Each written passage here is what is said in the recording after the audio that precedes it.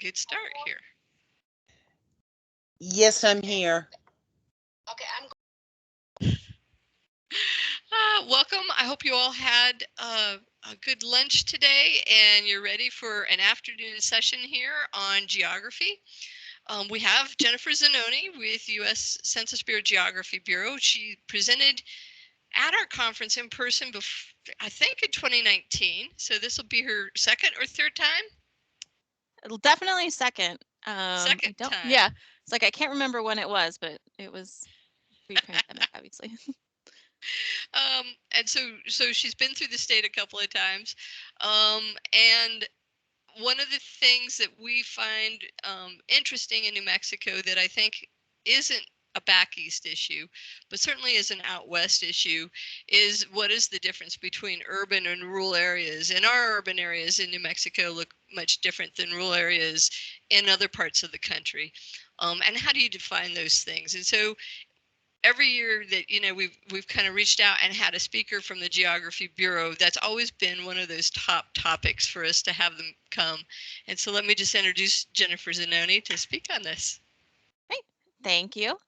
All right, so I'm going to talk about what we're planning for the 2020 urban area criteria. We are right now in the process of finalizing that criteria. So let me share my screen here.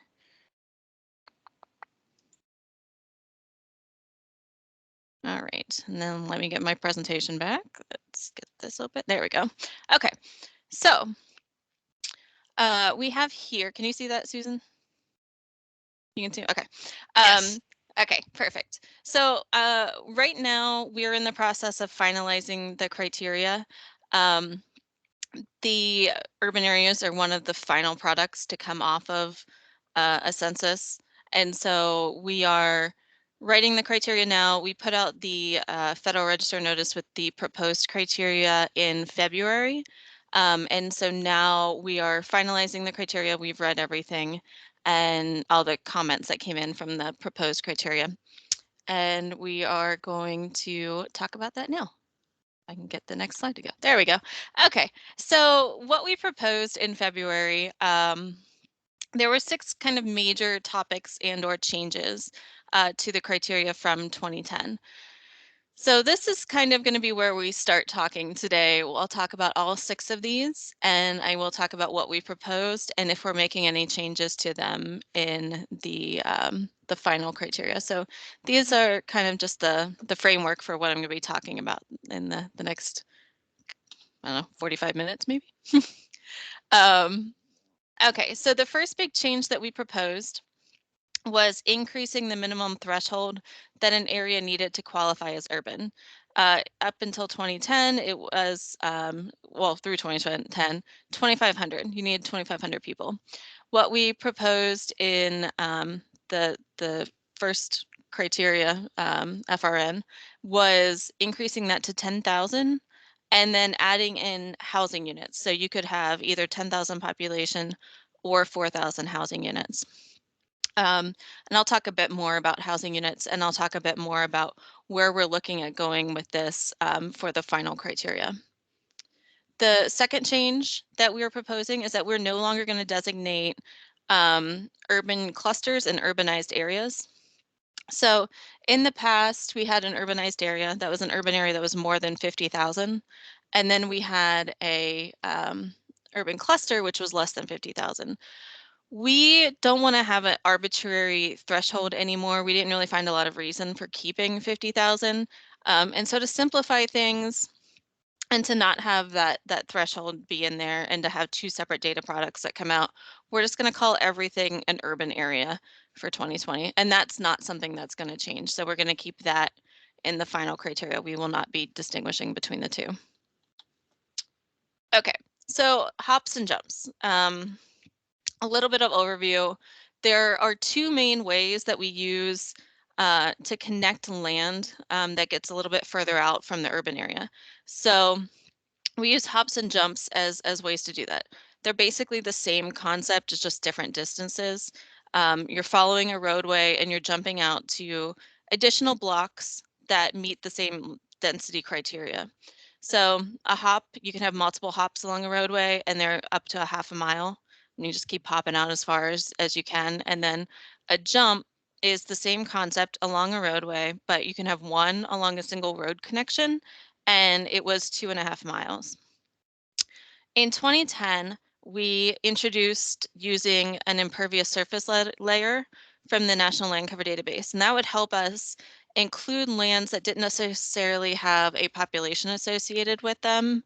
So think like industrial parks, factories, that kind of thing that are maybe on the outside of town that wouldn't have been captured in any other way.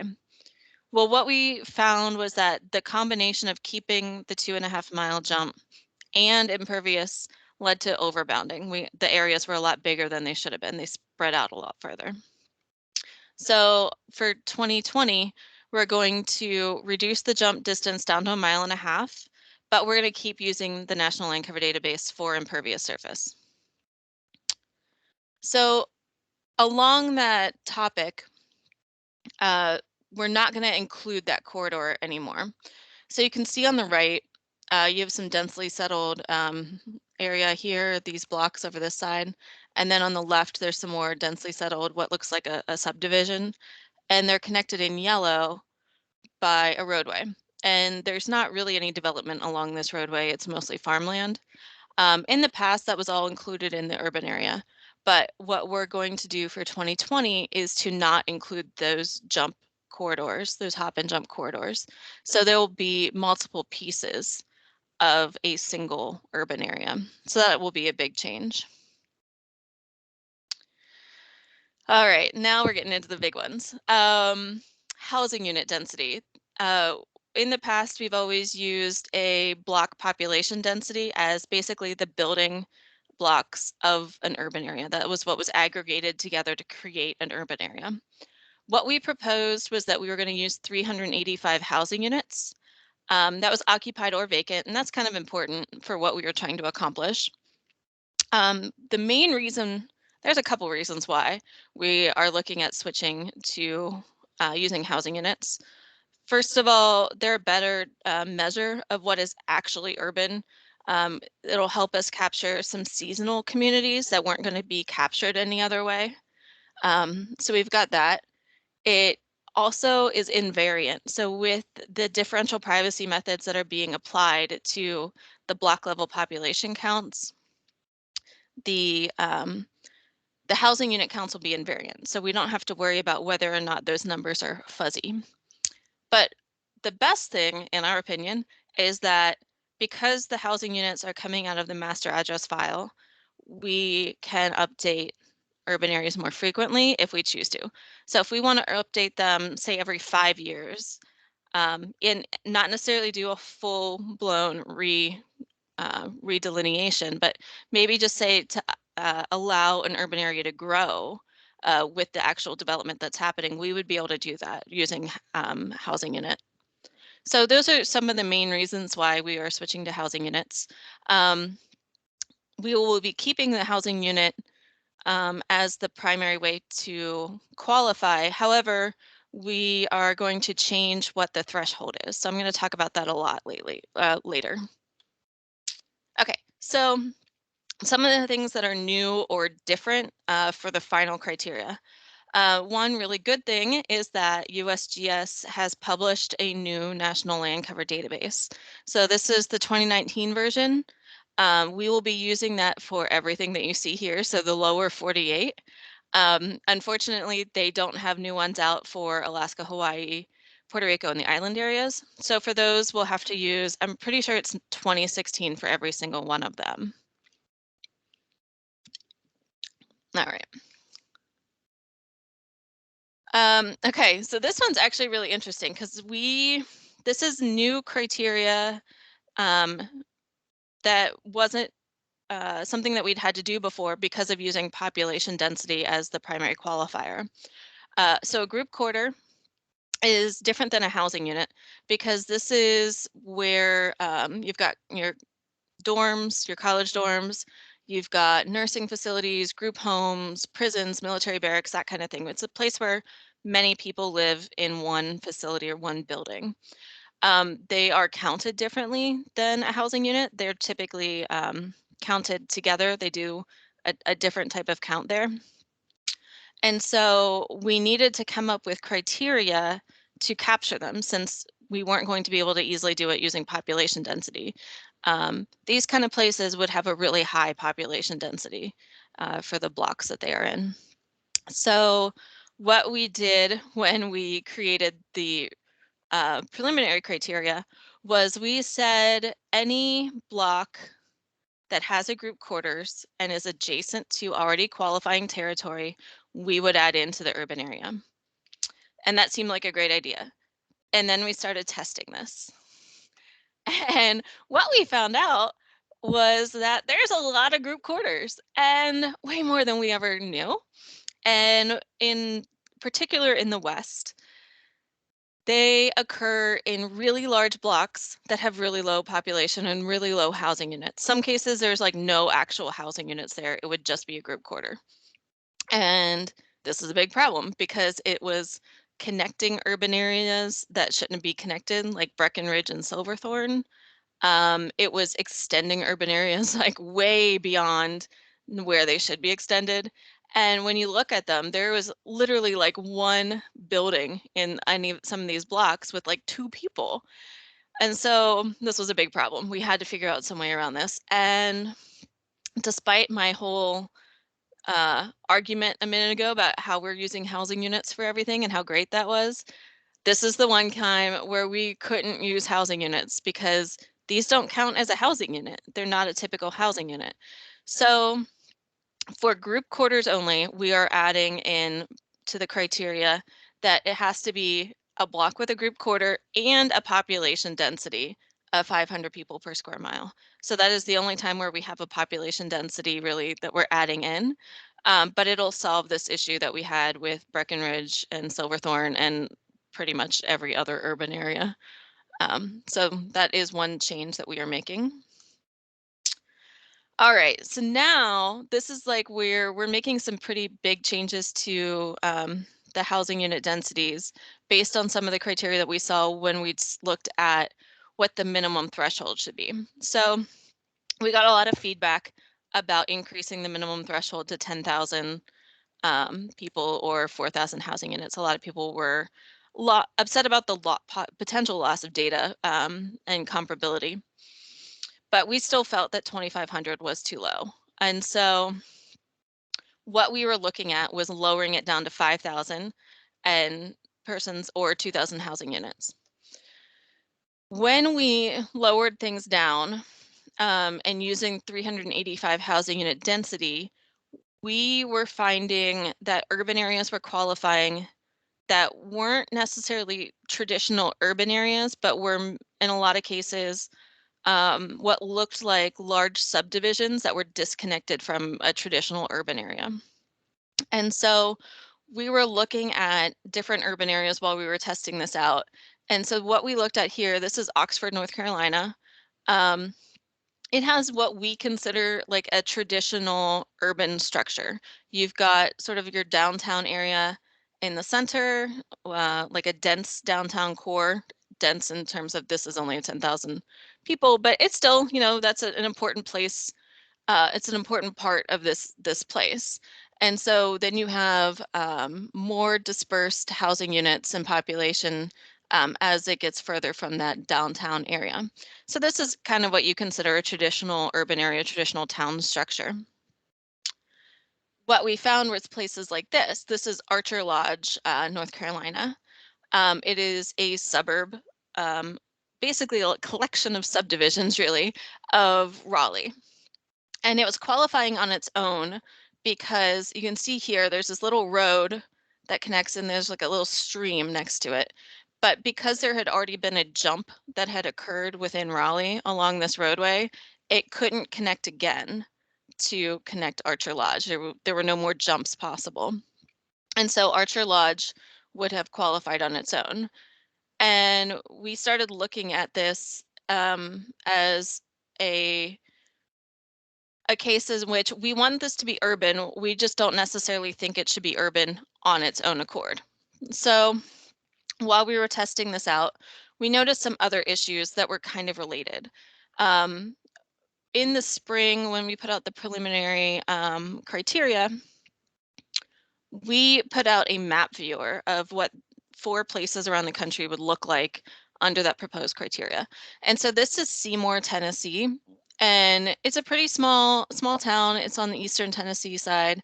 And you can see all of these yellow spots are parts of Seymour, whereas the black boundary is what it was in 2010. And this was very problematic for us. You know, if a place this small had this many what we call cycles, these individual little pieces that aren't connected, if it had this many cycles, we were going to have a lot of problems with larger areas having a lot of cycles. And it was a lot of land loss. You know, most of the population was being covered, but there was a lot of land difference between 2010 and what was being tested in 2020.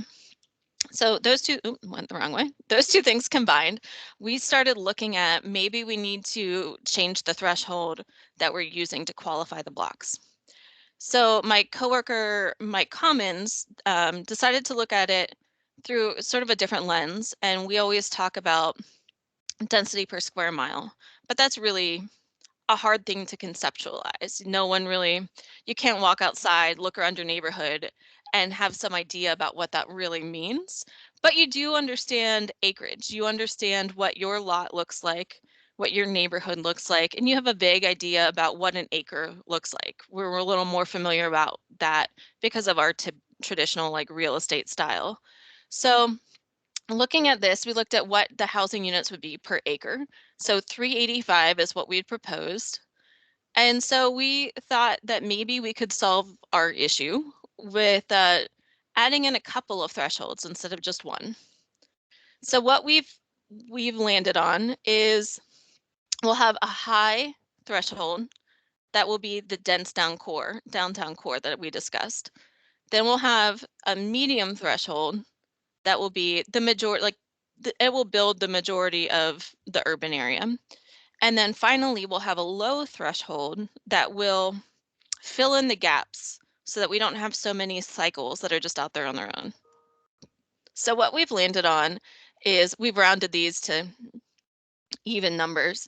So we have 1275 will be the dense threshold, 425 will be the building block threshold, and 200 will be the lowest threshold. So we'll look at a couple of diagrams and maps that will hopefully make this make sense.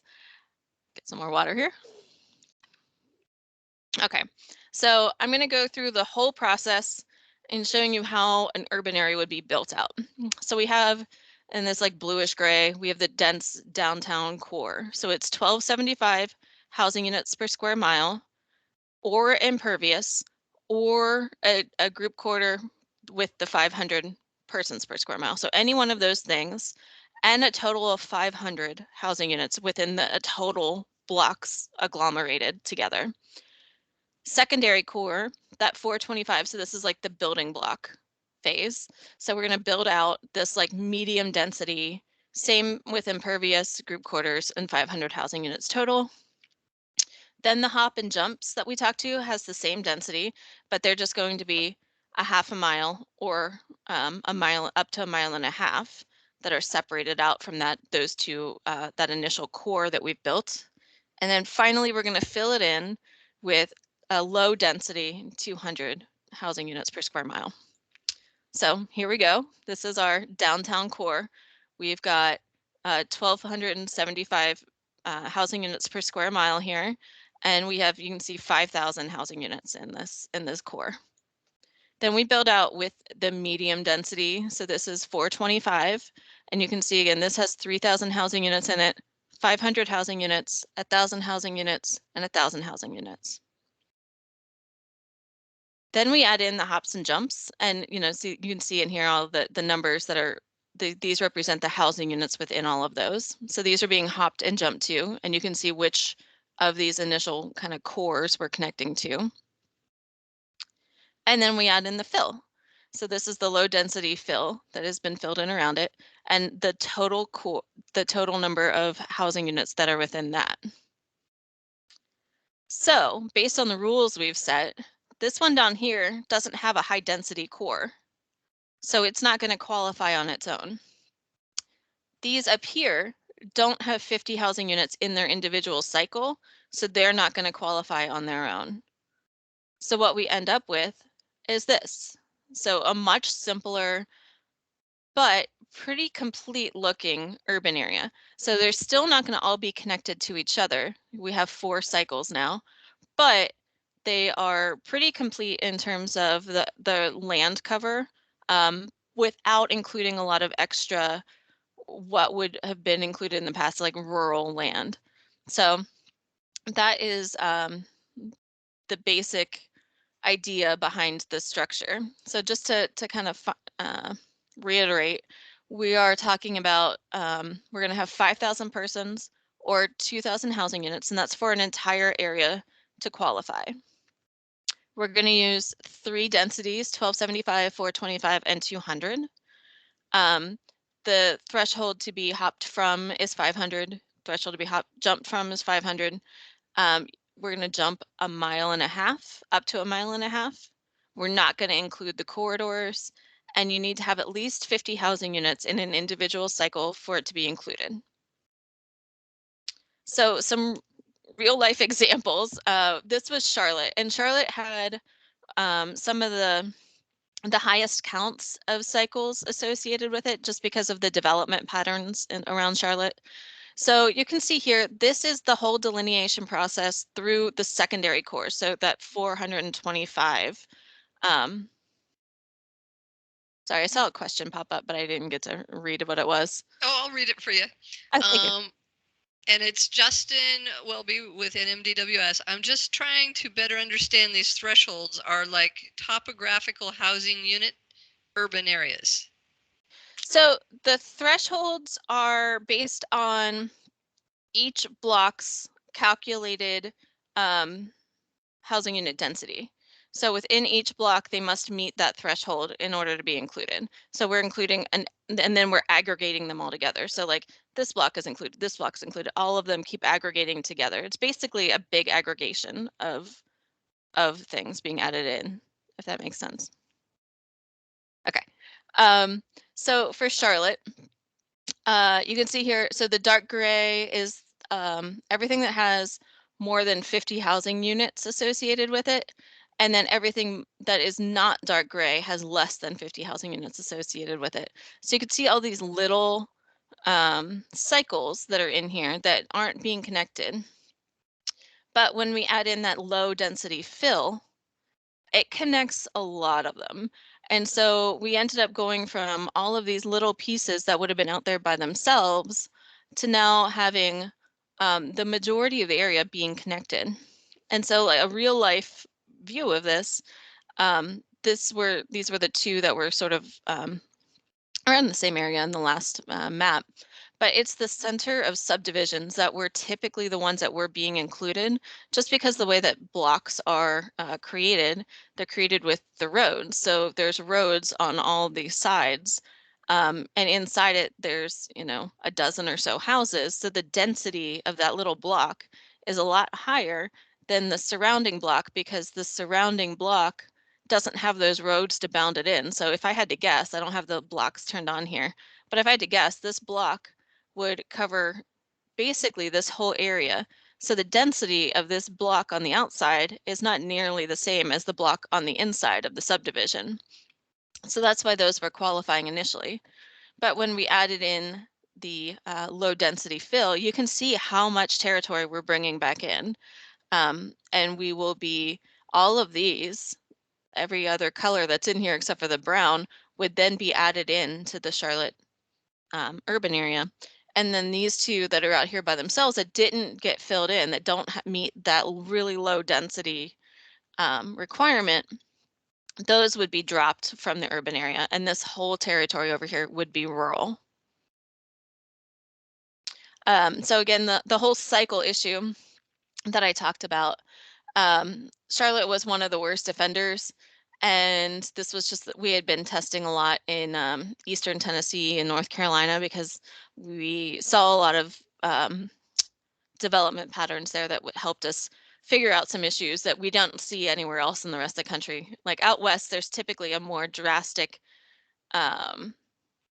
edge basically between urban and rural. You don't see the same kind of weird sprawl that you do in East Tennessee and in North Carolina. So this was a good test area for us. But we started with 515 cycles in North Carolina using the proposed criteria.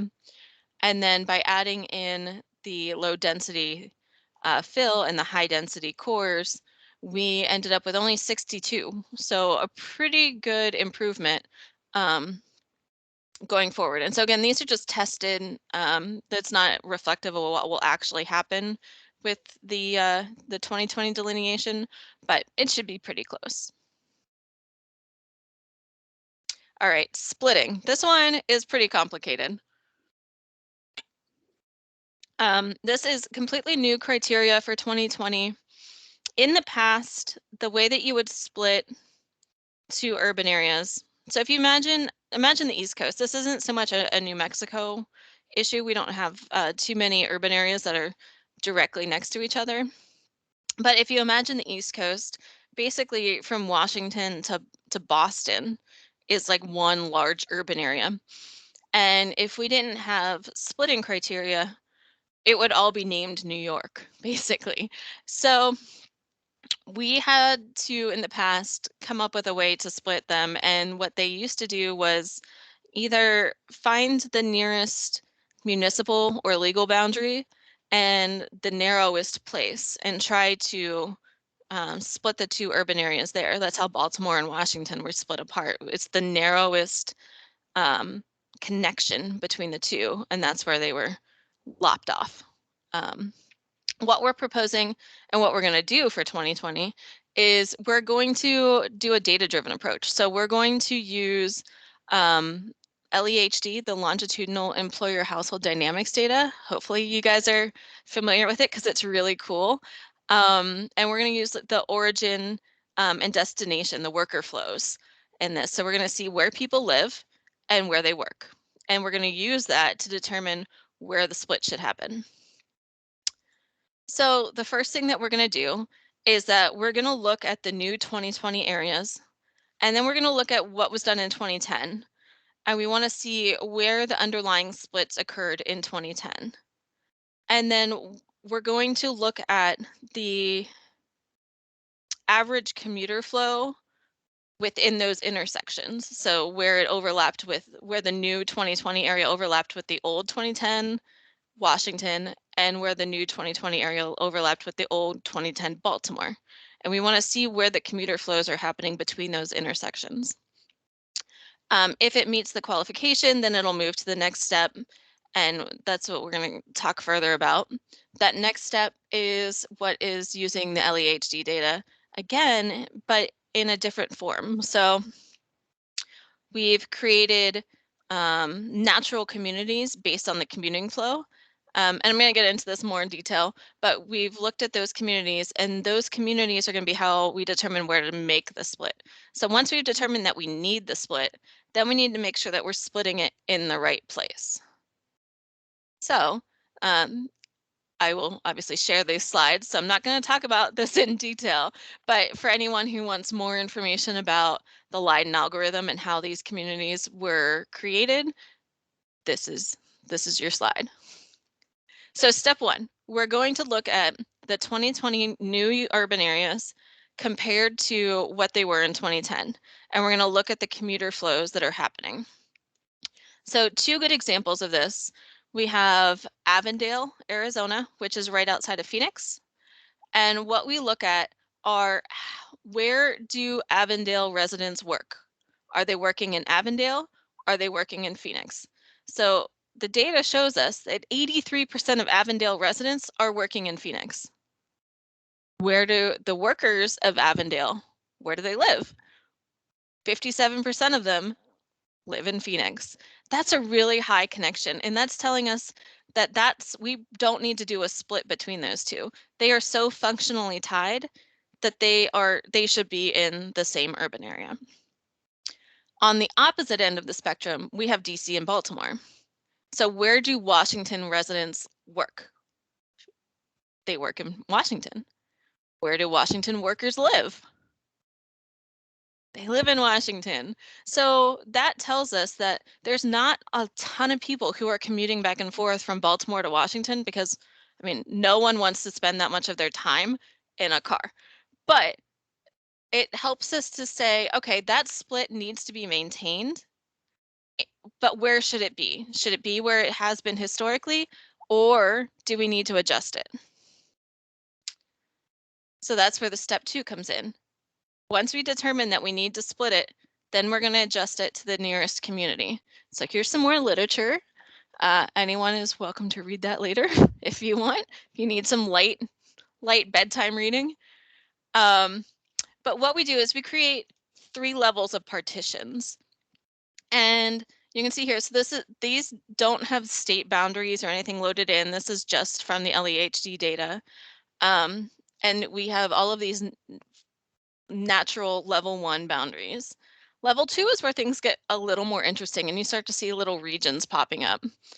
And so as we're working through where to split, we're working our way down through the list of through the nearest partition. So if we need to split Washington and Baltimore and there's not a level 1 partition nearby, then we look at level 2. And if there's not a level 2 partition nearby, then we look at level 3. Level 3 is even cooler. And before you move on, yeah, El Paso, Las Cruces, we can see it right there. Who would have guessed?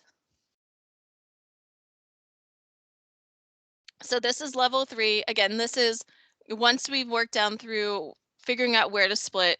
You know, if we need to come to a level 3, these are very localized commuting patterns.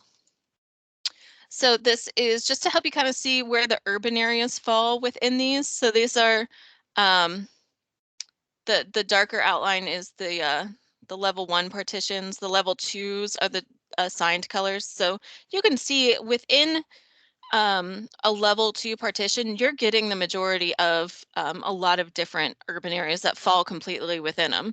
So the ones that we need to worry about are those large agglomerations like you can see kind of over here on the East Coast where it goes the whole way up here. So this is just using the jobs numbers. This isn't using the partitions yet. So the black outlines you see, that's the 2010 urban area boundary. The colors represent the number of jobs that there are and where they're being filled by. So the one that really like stands out to me is the where do Washington workers live? So the people who work in Washington, where are they living? So you can see the blue is where Washington workers live. And you can see that that represents a place that we should be shifting the boundary. It was pretty close in 2010, but we should be shifting it just slightly to the northeast if we want to accurately represent where people are living and working and using that data to help us determine the shift. So there's a little bit more of a mixed bag here in the orange. Some people are going to Baltimore, some people are going to DC, but you can see the blue for sure, that we need to be including that area in the Washington, DC urban area. So this is, again, the same kind of thing, but this is actually using the partitions now. This is Washington, DC down here. This is Baltimore up here. So this again is the 2010 split. And this shows us pretty clearly that the split boundary should be moved to the northeast, that this is a natural commuting pattern, and this is a natural commuting pattern. All right. Oh, I didn't take up as much time as I thought I did. I always talk too fast, Susan. So yeah, but we'll have questions. Okay, good. Lots of questions. Like I said, we published the proposed criteria in February. That closed in May. The comment period closed in May. Then we spent the summer reviewing those comments and then taking those comments into account with our research. So we, got a lot of comments about the 10,000 minimum threshold. And so that's why, we were looking into what should that threshold be? We got a lot of comments about generally about using housing units in general. People weren't thrilled with. They were worried about what the final urban areas were going to look like. They thought that it would massively shrink their urban areas. And we found that generally wasn't true. It was by changing the threshold, we've found that it wasn't going to massively change their urban areas by a lot. And so that was what made us look into, okay, maybe the issue isn't housing units for people, but we need to have more than one threshold to make sure that we're capturing all the land that should be included and not creating a giant mess of like thousands of pieces for one single urban area. So we read all of those. Sometimes it required a drink to get through some of them, but we did it. We got through all of them. We'll be addressing them in the final Federal Register notice. We are in the process, like we're really close to finishing it. We are like working out a couple of terms and making sure that we have everything accurately depicting what the software is currently doing and what we want the software to be doing. But we are hoping to like move that up through the bureaucratic processes to get it published, hopefully next week. So fingers crossed. And then that will be sort of the last step that we do with the criteria. And then in the spring, it will be officially published, but we'll also start the delineation process. And we expect to have those areas done the beginning of June, and then that will get pushed through like the regular MAF Tiger update process. And then we'll also publish one last Federal Register notice because, you know, gotta have as many as possible. And that one will announce all of the qualifying urban areas. So that'll be coming out next summer. Cool. So my first question when I was looking at that is you did a jump from 2,500 to 10,000, and that seems like a really big jump. And I know in New Mexico, there's a lot of places at 2,500 that kind of qualify as urban, but you jump to that 10,000, you lose all of those little 2,500s. And how does that, I mean, ultimately, that means a lot, and we know we're a rural state, so we're going to stay rural, right? But I'm worried about funding, and I know that urban and rural impact funding for hospitals and also for transportation. And so I'm worried that those small little 2,500 that just made that little cutoff and were considered urban might lose out on funding. So I guess that's where we come from when we say, all right, you moved it to 10,000, we're going to lose tons of urban area. Yeah, so the official line is that we do not take programmatic use into account for urban areas, even though we know people do it. But that said, no transportation funding is awarded to places that small. They actually would probably benefit from not having the urban classification where they can get rural funding as opposed to the urban designation where, you know, they're not really getting a lot because a lot of transportation funding doesn't even kick in until 10,000. So we did bring it down to 5,000, not for programmatic uses, but we studied a lot of these areas and we looked at what they look like, and we felt that it was important to raise it some because 2,500 is such a small place that by most accounts, no people living there would consider themselves urban, like by traditional definitions. But we felt like by increasing it to 5,000, that was a good compromise between people who wanted some data continuity and data for those slightly smaller places, but without us including these really teeny places that shouldn't be urban. So we've compromised. So answering Reed Limings, he says, so minimum population for an urban area will increase from 2,500 to 5,000. Or right. Housing units, because that's a big one. By switching to housing units, places that have seasonal populations could maintain and or qualify for the first time, where they might not have before.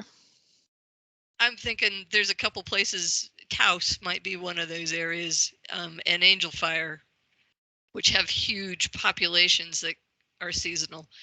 So that's a good thing. All right, and so from our Kendra Montanari with our Middle Rio Grande Council of Governments, our MPO too, says, thank you, Jennifer. Your examples focus mainly on 2020 final versus 2020 proposed criteria, which was very helpful. Could you also speak to how the 2020 final UZAs compare with the 2010 UZAs, and particularly, do you expect the low density fill result in larger UZAs in general? Good question. So one, no more UZAs. So all the transportation people are going to have to figure out a new term for them, because UZA was an abbreviation for urbanized area, and we're now not going to have those two definitions. So there'll be urban areas, but we are seeing, at least in the test delineations, not necessarily significantly larger urban areas. They're pretty close to what they were in 2010. The main difference being, so in 2010, they used tracks first and then dropped down to start using blocks once you've like delineated all the tracks that qualify. And so the switch to using just blocks, because now we have better processing power and we can. That was the main reason why they had to use tracks in the first place back in 2010, was because using blocks was too much processing time and too much, like it just wasn't possible. So we're using blocks, and that means that especially out west, we're going to get better boundaries that closely align with where your actual urban area is, as opposed to a tract which could be half urban, half rural, but met the density because that half urban part included all of downtown. We saw that issue in Colorado, a couple places actually. So we don't expect big changes area-wise. We don't expect big changes population-wise. We do expect you to see, if you look at the boundary on a map with imagery, it should make sense. That's what we're hoping.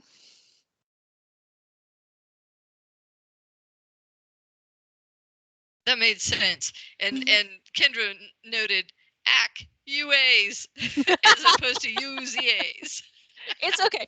It's good. Like, we have met with federal highways and transportation people a lot during this process, and I think it's going to take a while for that change to be universally accepted. Well, and I think, it's always tied to funding from our side. And you guys are saying, we're trying to make it make sense regardless of the use. And we're like, no, the use counts. And we appreciate that. So we did, and this is like very minor, but a lot of people were concerned about the fact that we were dropping UZA and urban clusters, that nomenclature, that we were not going to have that anymore, because those have been written into law despite our best efforts.